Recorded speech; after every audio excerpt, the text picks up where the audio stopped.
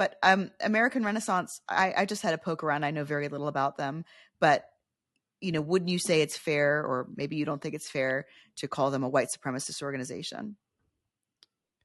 Absolutely not.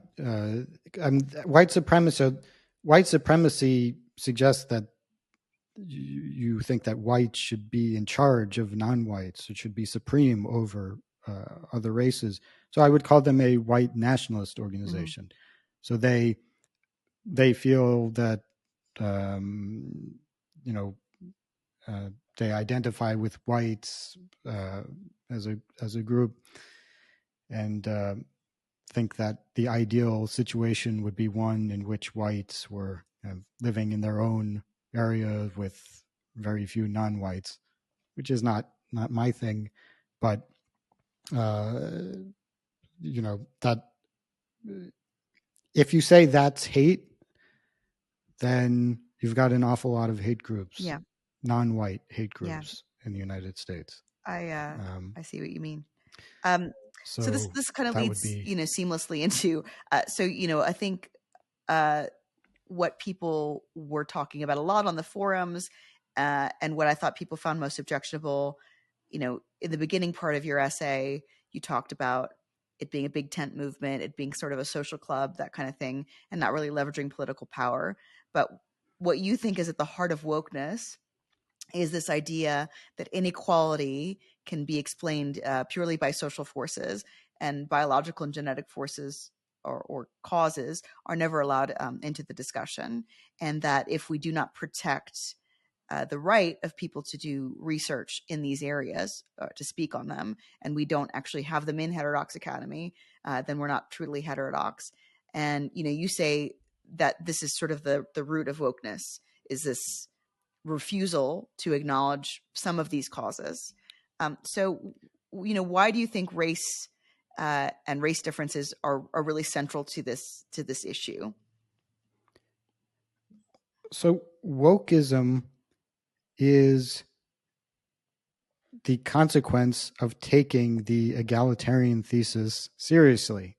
So for the last 2 or 3 generations, almost all liberal intellectuals, most mainstream conservative intellectuals as well, have accepted the idea that ability is distributed among all groups equally.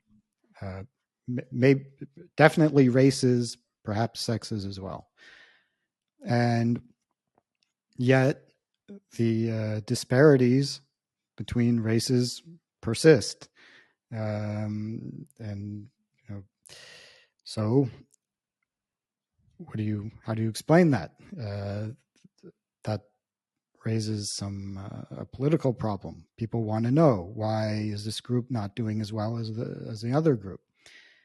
And the only explanation, if you say we're not going to consider the biological explanation, that there's a different average, the distributions have different averages, then the only explanation that makes sense is the racism theory.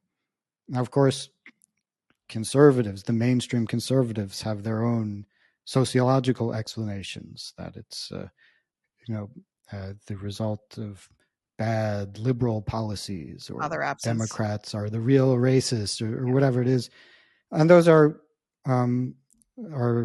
pretty silly, and so those kinds of explanations just get rejected on scientific grounds because they don't make sense.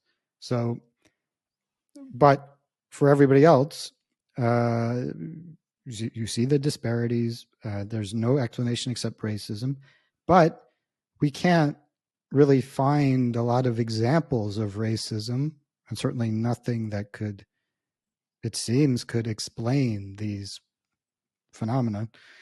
So they search more and more for racism, and they think, well, maybe microaggressions, looking at somebody cross-eyed, asking somebody where he's really from, or a statue of a white man who had a politically incorrect belief. I think social justice is a little bit like physics. They keep looking for smaller and smaller particles.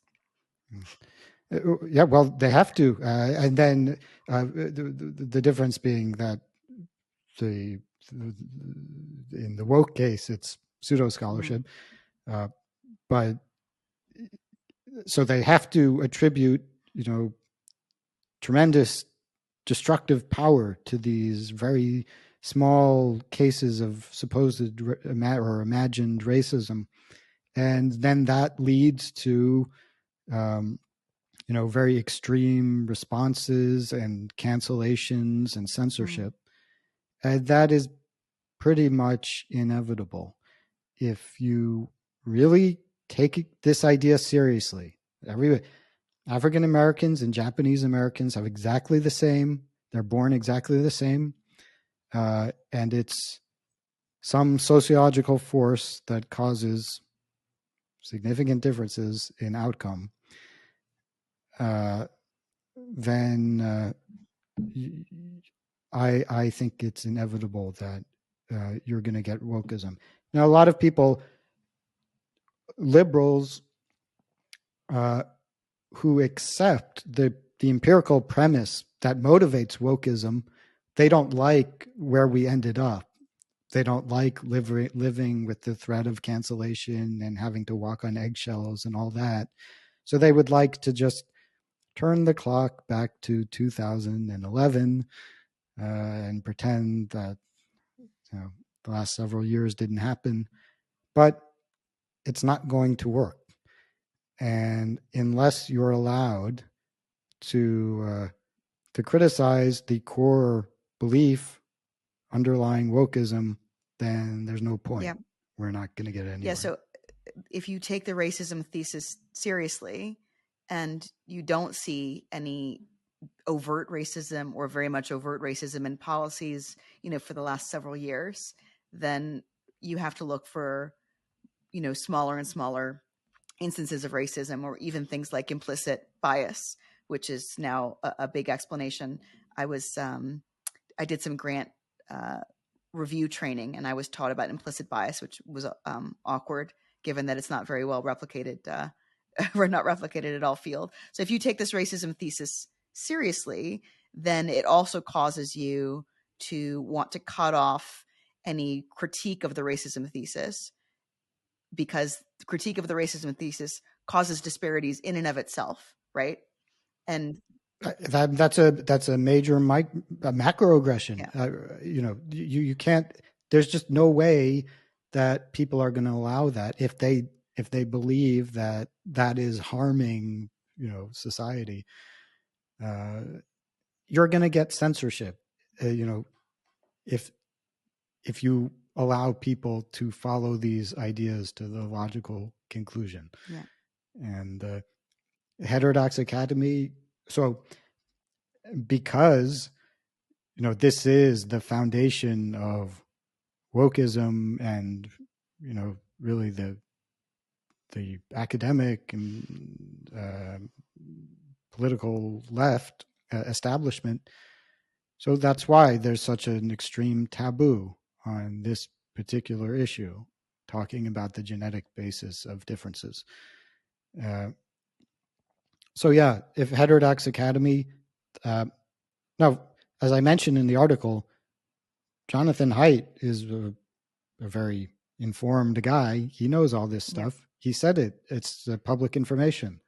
He used to talk about it openly, and there was every indication that Heterodox Academy was going to welcome people who were interested in this kind of thing. And that's why the first conference was a big disappointment, and then the second conference, and then Jonathan Haidt, who has publicly stated that he knows the truth, has come out, and I don't know what his motivation for this is, but saying that just endorsing the woke narrative on race and saying that slavery never ended, it just changed form. That's what he said.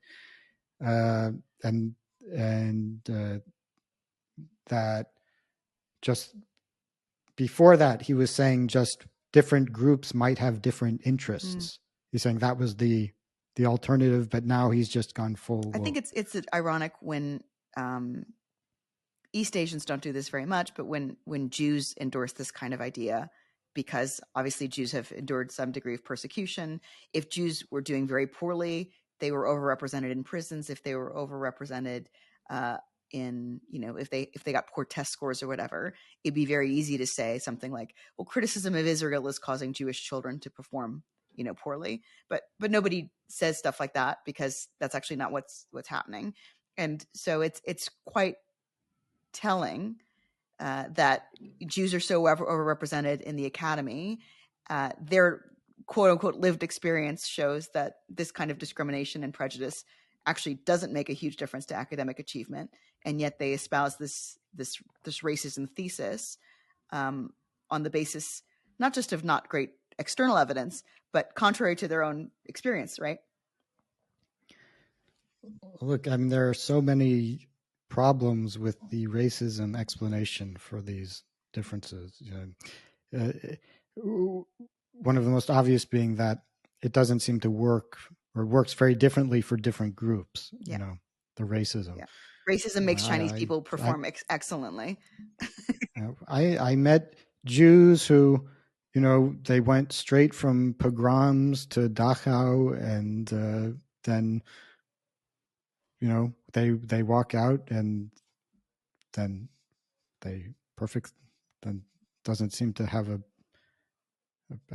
big effect on their outcomes. Obviously, but implicit bias is supposed to explain, standard deviation plus difference in IQ. That's very